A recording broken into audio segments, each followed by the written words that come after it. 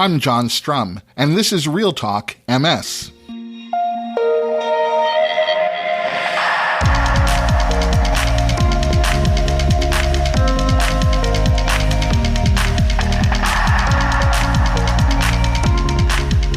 It's August 29th, and we have a lot to talk about. I live in Los Angeles, and last week, Southern California was hit by our first tropical storm in 80 years. And during that tropical storm, we had an earthquake that registered 5.1 on the Richter scale. This summer, large parts of the United States have experienced record-setting heat, while other areas have seen flooding at historic levels. Wildfires in Maui have destroyed whole communities, and the number of lives lost in all of these tragedies is still being tallied. While natural disasters represent a danger to everyone, they can present a whole series of unique challenges to people living with MS. Last year, I had a chance to talk about natural disaster preparedness for people affected by MS with Mary Casey-Lockyer, Senior Medical Advisor to National Disaster Operations at the American Red Cross. And as we're seeing extreme weather events become a more frequent occurrence in our everyday weather patterns, I thought it might make sense to revisit that conversation. But before we get to my conversation with Mary Casey-Lockyer, there are a few other things that you should know about. Late last week, the FDA approved the first biosimilar for treating MS. And if you haven't heard the term biosimilar before, let me share a quick explanation of what a biosimilar is. Now, to understand biosimilars, you first have to understand what a biologic is. A biologic drug is a medicine that's made from a living organism, like yeast or bacteria or animal cells. And a biosimilar drug is a medicine that is also made from living organisms, but it has a different list of ingredients. And because biosimilars don't contain identical ingredients to the original biologic, well, they require more testing. Now, you may be thinking to yourself that a biosimilar sounds like a generic. They're actually more complex than generics, and they require a more extensive FDA approval process. Biosimilars are approved based on demonstrating that they are highly similar to an FDA-approved biologic drug, and they present no clinically meaningful differences in terms of safety and effectiveness compared to that FDA-approved biologic drug. In this case, the FDA approved Tyruko, a biosimilar for Tysabri, and the Phase 3 clinical trial for Tyruko involved 264 participants who were living with MS. 131 study participants received Tyruko, and 133 received Tysabri. And at the end of 24 weeks, there were no clinically significant differences between the participants who were taking Tysabri and the participants who were taking Tyruko. The two drugs seemed to be quite similar in terms of safety, purity, and potency. Like Tysabri, Tyruko has been approved for treating clinically isolated syndrome, relapsing remitting MS, and active secondary progressive MS. And like Tysabri, Tyruko will carry the same warnings about the risk factors associated with PML. Whether you happen to be on Tysabri or one of the MS medications for which there are generics available, it's always worthwhile to know which drug you're actually taking. It's not all that unusual for private insurance companies to switch patients to a lower-cost version of the drug that's been prescribed to them.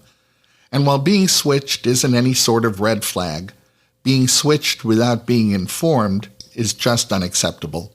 So it's always wise to check in with your neurologist or MS specialist to confirm that the medicine you were originally prescribed is the medicine that you're currently taking. There are many occasions when an individual undergoes an MRI exam for reasons that have nothing to do with MS.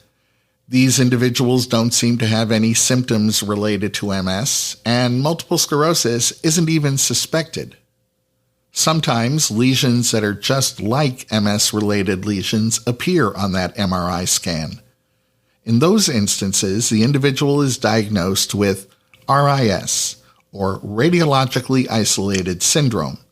And because those individuals aren't diagnosed with MS, and some of them are never diagnosed with MS, well, they aren't treated with disease-modifying therapies. But some people with RIS do go on to develop symptoms that lead to a diagnosis of MS. So a phase 3 clinical trial was launched to determine whether treating individuals who had been diagnosed with radiologically isolated syndrome with Aubagio had an impact on their longer-term neurological health. And the research team found that Aubagio reduced the risk of developing MS by 63%. In this study, 89 participants who had been diagnosed with radiologically isolated syndrome were divided into two groups. One group was given Aubagio daily, and the other group was given a placebo daily. Over the course of 2 years, 20 people who were given a placebo developed MS, and only 8 people who were given Aubagio developed MS. That's a 63% lower rate of MS among the group receiving Aubagio. The results of this study offer strong evidence that early intervention makes a real difference when it comes to managing MS, and the earlier, the better. This latest study is actually the second study to show the same sort of outcome. Another clinical trial that tested Tecfidera in people diagnosed with RIS produced similar results. This is an important finding. Focusing further research in this area may lead to a new perspective on when MS is actually diagnosed and how that diagnosis might be categorized. If you'd like to review the details of this study, you'll find a link in today's show notes. Evidence like the outcome of this study continues to underscore the value of early treatment with a disease-modifying therapy. But what happens to your ability to have that prescription filled or refilled in the event that your community becomes the target of an earthquake, flood, wildfire, or other natural disaster? In a moment, the Senior Medical Advisor to National Disaster Operations at the American Red Cross, Mary Casey-Lockyer, joins us with information you and your family need to know. Natural disasters are unpredictable. They can occur at any time, producing outcomes that can range from bad to worse. Now, that may sound just like a description of an MS relapse, but these types of extraordinary events can produce added challenges for people living with MS. The best way to prepare for any type of emergency is to have a disaster preparedness plan. And today, Mary Casey-Lockyer, the Senior Medical Advisor to National Disaster Operations at the American Red Cross, is here to share how you can protect yourselves and your families in an emergency, so you can feel confident should a natural disaster occur close to where you live. Welcome to the podcast, Mary. Nice to be here. Thank you for having me. When we talk about natural disasters, what kinds of emergencies and disasters are we talking about? You're actually talking about notice and no notice events and sort of a personal household disaster.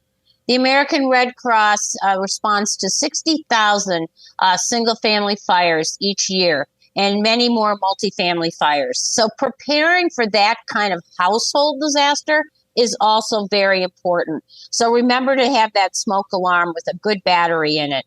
But we also have big, large events, no notice events and notice events. Hurricanes, for instance, are actually a notice event. The National Oceanographic and Atmospheric Administration, NOAA, services like the National Weather Service or a good website called Tropical Tidbits track the formation of hurricanes and typhoons that may impact the U.S. and provides a prediction of the path of the storm many days out from expected impact. And so if you know something is coming and you're in a threat area where you might have a landfall for a hurricane, prepare, understand what you need to do and what authorities are asking you to do. A no-notice event could be a tornado, earthquake, or a fast-moving impact, wildfire. Stay alert to watches and warnings from local authorities for all these events. Get a weather radio and set it to your county frequency. The instructions for weather radios are included with the weather radio packet. If you are traveling, interestingly enough, get to know the county you will be visiting, or use your phone to check out the county you are driving through, as watches and warnings are usually identified by county. Are there any specific types of natural disasters that tend to occur more frequently than others? Well, we've had 258 weather and climate disasters since 1980, with the overall damage costs reached or exceeded $1 billion. When it has been adjusted for the consumer price index, that exceeds $1.75 trillion. Hurricanes and wildfires are occurring at increased rates in the past 5 years, and hurricanes are increasing in size, strength, and spinning up more rapidly. And so it's very important to understand those weather threats that may come your way.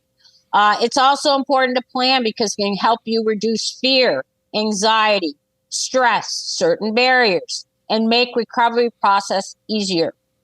People living with MS face unique challenges and have medical needs. Planning for these situations is critical to protecting yourself and your family. You know, I live in California, and when we're not worried about wildfires, we tend to think about earthquakes. And one thing we tend to remember is that it's one of those no-notice situations. And what people talk about is the fact that it's never a question of if an earthquake is going to hit. It's only a question of when. And with that in mind, can you talk about the importance of advanced planning when it comes to surviving a natural disaster? Yeah, advanced planning is really very important, but I think we need to recognize that it is not always easy. It is not easy to get a 30-day supply of your medication. As a matter of fact, it's almost impossible. You get that too soon to renew from your pharmacist if you go and want to renew a week before your prescription is up. So that is very difficult. My advice there would be make sure if you can't have a 30-day supply, bring the medications you're using with you if you have to evacuate. Have the names and dosages written down. You know, there is an analog way of writing things down, and that is a piece of paper that's stuck in your wallet or your purse.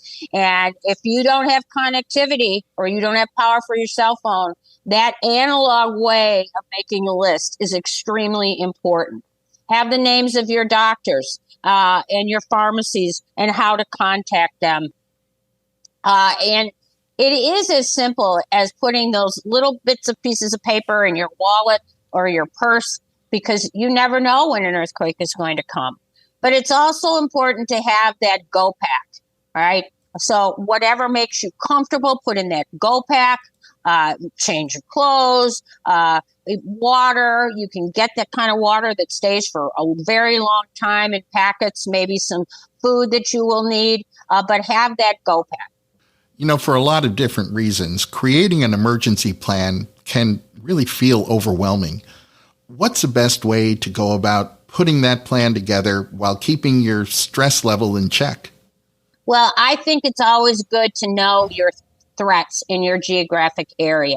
Do you live along the coastline where you might run into a hurricane? And don't discount the fact that you live in the northern tier of the U.S. Because we had Hurricane Sandy or Superstorm Sandy, whatever you want to call it, came into the New York City area, New Jersey. We've had other hurricanes that have come way up into the northeast states. So don't discount that. Don't discount the fact that, well, a hurricane isn't going to happen here. I don't live on the Gulf Coast. You know, I live in the city of Chicago. But you can have a snowmageddon. You can have an ice storm. You can have loss of power. How are you going to handle those kinds of emergencies? But knowing what the threat is, I think, is somewhat comforting, because then you can really dive in and plan for that threat. And I think that is helpful to decrease your anxiety about planning. And to that point, the American Red Cross reminds us that we need to be Red Cross Ready for any urgent or unexpected situation. What does it mean to be Red Cross Ready? Well, I think we always talk about assembling emergency kit, and that's just what I was talking about with that go bag. I also think, especially for some of the northern tier cities, that you might want to put a go bag in your car when you're going out during the winter months. You know, a space blanket to keep you warm, some water, a couple of snacks. If you could get stuck in snow, I think that's really important. Make a plan. That's being Red Cross Ready. Make a plan and really being informed. Stay up to date with what the weather forecasts are, what your emergency management authorities are telling counties to do. That's really important. But I also think you need to add what I call the trusted neighbor plan. Who will assist you with evacuation if you are unable to drive? Or who will assist you if you need accessible transportation? You might have to find that out from your county emergency management. Who will assist with helping you take your backpack or motorized scooter into your accessible van? And by the way, have at least a tank of gas in that accessible van? That's Red Cross Ready. You know, we don't only want to be prepared for an emergency at home. We also need to think about emergency preparedness at work or at school. Who should we be talking to about emergency preparedness at our job or at school? And what questions should we be asking? This is a really important point because you're right. You're not always at your home when a disaster occurs. Talk with your facility safety officer or facility management lead. Most employers or most buildings have a facility safety officer, and they will be able to tell you what the building's emergency plan is. But also, I think you need to let that person know your needs. If you do use a motorized scooter, how would you evacuate if you were on the third or fifth floor? That's a really important piece. You need to let them know what your needs are, too. They should be able to tell you what the safety plan for the facility is. But don't hesitate to talk also with school principals. If you have children in school or even in universities or college, you need to talk to their safety departments about what are the plans if there is an emergency when your child is at one of those educational entities. And be assertive. Ask the principal, what will you do if my child has to shelter in place? Many educational organizations give you a form at the beginning of the year and say, if we have to shelter in place, do you want us to keep your child here at the school? Can you reunify with a family member or neighbor, or is it only reunification with the parents? But I really feel it's important that parents are really knowledgeable about what the school has planned and offer to help with that plan too. Between symptom management and disease-modifying therapies, people living with MS need to think about their medications when they're thinking about disaster preparedness. You mentioned having a 30-day supply on hand if possible. We know that some of those medications require refrigeration. Do you have any tips for keeping MS medications safe and organized? Yes, there's a really cool little device now. They're cooling pouches. You can find them in camping stores, and you can actually even fill it with ice pack. You could also simply have a small cooler, but I suggest that you use ice packs and not just throw ice on top of it because that could be too cold. I've also heard some really great ideas about burying the medication in sand, which can get very cool and would insulate the medication from getting too warm. That's a kind of an extreme thing to do, but you might need to do that. But I really encourage those cooling pouches that I have seen in many camping stores and in emergency supply lists. If someone has mobility issues, and you started talking about this a moment ago, if they use a walker or a wheelchair and they receive an evacuation order, what should they do? Well, hopefully they have had a plan. about how they're going to evacuate. And it may include that trusted neighbor plan. Is someone going to come and see, if Aunt Susie can get out and into her car safely and drive? She may be able to drive, even though she uses a walker, to evacuate as directed by authorities. But again, if at all costs, bring your assistive device with you. That sometimes is problematic. I've seen high water rescues where, of course, they're going to leave those assistive devices behind when they're rescuing people who need help with flooding waters. But I do tell you that in many, many shelters, especially in the Red Cross shelters, we are very focused on returning you to as much independence as when you were in your home. And we will make every effort to get the resources, both staff and stuff, that help you maintain your independence in a Red Cross managed shelter. We also sometimes assist our county and state partners who are also managed shelters about the whole concept of, independent living and a non-medical model. And that's what Red Cross espouses to. To your point, are all emergency shelters accessible? And in the event that they're not, what's the best way for someone who's living with MS, perhaps more progressive MS, where they are dealing with some significant physical disability? What's the best way for them to plan for a potential evacuation? All shelters are required to be accessible, but not all shelters are accessible, and that could be because of the disaster. They just may not be able to use a building that is accessible because of the increased flooding, for instance. But I do encourage people actually to take part in community planning for disasters if you indeed need an assistive device.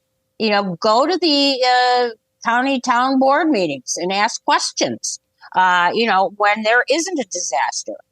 Participate in exercises.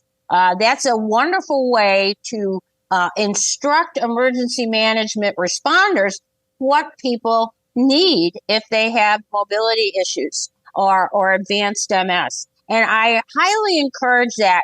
But I also encourage that you be assertive and, look to your emergency management at the county and local jurisdictional level and say, put your hand up and say, hey, I want to help. I want to help our community. How are we going to evacuate individuals who need assistance with mobility devices? And I'm willing to help, because that will go way far in getting you what you need, the resources you need. It's not uncommon for people who have gone through a natural disaster to be traumatized. Some can even experience PTSD. What, when, and how should those feelings and experiences be addressed? Well, you're used to being in a certain environment and knowing how to manage there. Of course, a disaster can change that. You might need to ask for help putting your home back in order or filling out forms for disaster relief agencies.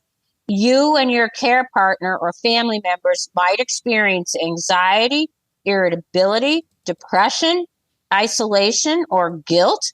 And actually, those are normal responses. If you don't know what is the damage in your home, did you have enough insurance? You are going to be anxious. You may be irritable. Shelters are a place of refuge, but they're not very comfortable. Just for telling you, they're not very comfortable. So you may be irritable. You might, we all know that. But those are kind of normal. It's when those normal reactions get to the point where it affects your eating or your sleeping or you're angry all the time. That's when you need to ask for help. And asking for help is wonderful. There are many organizations, voluntary organizations active in disaster that provide disaster mental health experts that can help comfort and guide you through the recovery stage. So you might also experience physical changes, including weakness, numbness or tingling, a heavy feeling in the arms, tremors, fatigue, or increase in allergies, colds, or flu. that's when you need to get to your health care provider and say, I'm not sure what's going on here, but this is what's happening. And this is the situation I'm in. And it's important to stay connected with your medical home, if you will call it that, or your primary care provider. Now, one little caveat to all that is your medical care provider might be impacted too. And so be prepared that they may not be able to respond to you right away. And so having that support system of both your household, but also your neighbors and your community is really important. What types of emergency assistance programs are available to help people after a disaster? Well, there's many emergency assistance programs, and it really depends on really how large the disaster is.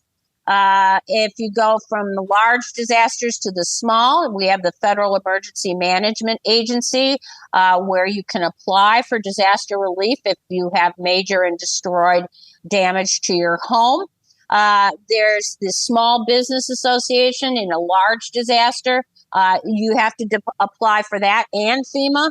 That's a small businesses alone. However, it's very, very good for people who may need to put their house back together. There's many assistance programs, and on the sort of county or community level, know who your human service organizations are. Centers for Independent Living, area agencies on aging, elder care or elder programs. All of those are important. I know I centered on aging, but there's also programs for children too. And so that's important to understand what that human service sort of construct is in your community. And there are human constructs. Is it public health? What can public health offer you? All of that is important, along with whatever society you might belong to, such as the National MSSociety.org. The Veterans Administration has a very robust disaster recovery plan. So if you're a veteran, getting in touch with the Veterans Affairs is very important. Well, as you just mentioned, the National MS Society supports people affected by MS through crises like the ones we've been talking about. What are some of the resources and services that the Society can help with? The MS navigators are ready to connect people to emergency shelters and other critical needs.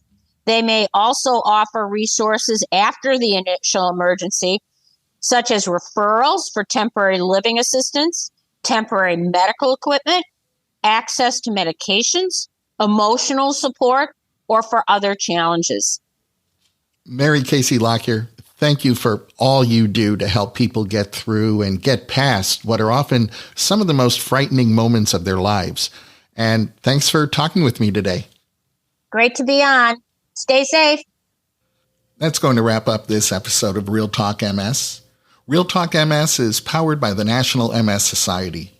And you can share this episode of the podcast by letting your friends and family members know that all they have to do is point their web browser at realtalkms.com/313.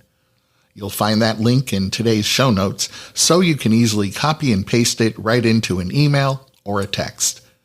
And if you have a minute, I hope you'll visit the Apple App Store or the Google Play Store and download the free Real Talk MS app for your iOS or Android smartphone or tablet. It's the best way for us to stay connected. The app will automatically download the latest episode of Real Talk MS. You'll be able to access any of our past episodes. You'll be able to save your favorite episodes. And it's a great way for me to share bonus content with you. The app is free, so I hope you'll download it today. I'm John Strum. Thanks for listening. Stay safe and make healthy choices.